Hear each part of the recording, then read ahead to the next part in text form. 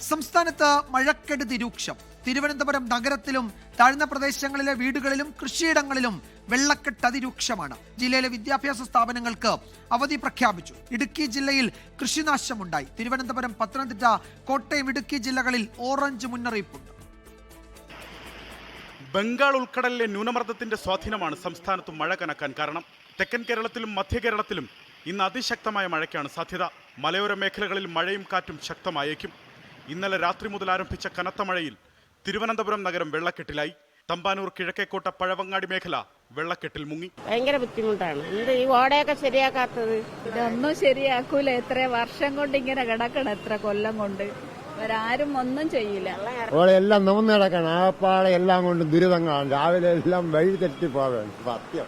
വാമനപുരം നദിയിൽ നീരൊഴുക്ക് വർദ്ധിച്ചു. അരുവിക്കര ഡാമിന്റെ ഷട്ടറുകൾ ഉയർത്തി. പ്രതികൂല കാലാവസ്ഥ കാരണം വിനോദസഞ്ചാര കേന്ദ്രങ്ങളായ പൊന്മുടി, മങ്കയം, കല്ലാർ, മീൻമുട്ടി എന്നിവിടങ്ങളിലേക്കുള്ള പ്രവേശനം നിരോധിച്ചു. താഴ്ന്ന പ്രദേശങ്ങളിലെ വീടുകളിലും വെള്ളം കയറി കനത്ത നാശനഷ്ടമുണ്ടായി.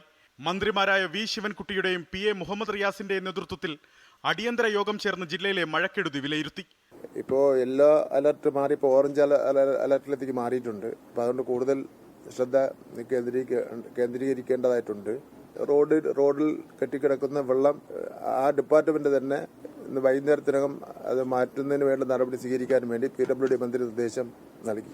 അടിയന്തരമായി ഇടപെടുന്നതിന് വേണ്ടി യുദ്ധകാലാടിസ്ഥാനത്ത് തന്നെ ഇടപെടുന്നതിന് വേണ്ടിയുള്ള തീരുമാനങ്ങൾ കൈക്കൊണ്ടിട്ടുണ്ട്.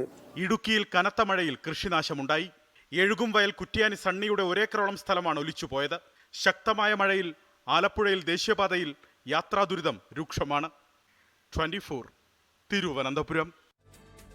ലോകത്തെവിടെയായാലും ഏത് സമയത്തും 24 വാർത്തകളും ഓഗ്മെന്റഡ് റിയാലിറ്റി പാക്കേജുകളും എക്സ്പ്ലെയിനറുകളും വിശദമായി കാണാൻ ഞങ്ങളുടെ യൂട്യൂബ് ചാനൽ നിങ്ങൾക്ക് സബ്സ്ക്രൈബ് ചെയ്യാം.